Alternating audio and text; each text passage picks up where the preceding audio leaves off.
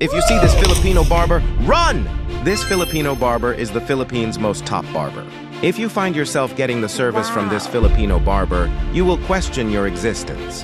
This abomination style of haircut is the very reason why hell does not allow haircuts. The living testament of his customer will show you why you should run.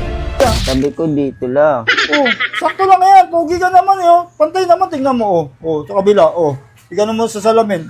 Oh, di ba? Pantay naman yan eh. Okay na yan. Ay, Ba't ganito yung gupit, kuya? sabi mo kasi patulis, di ba?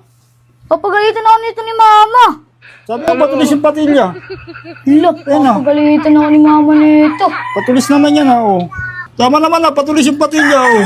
Hindi, hanggang dito sana. Kaso tinaas mo eh. Sabi mo kasi taas ka yung patilya, boss eh.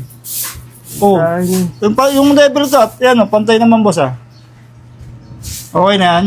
pantay nga boss, kaso ang problema, sobrang taas.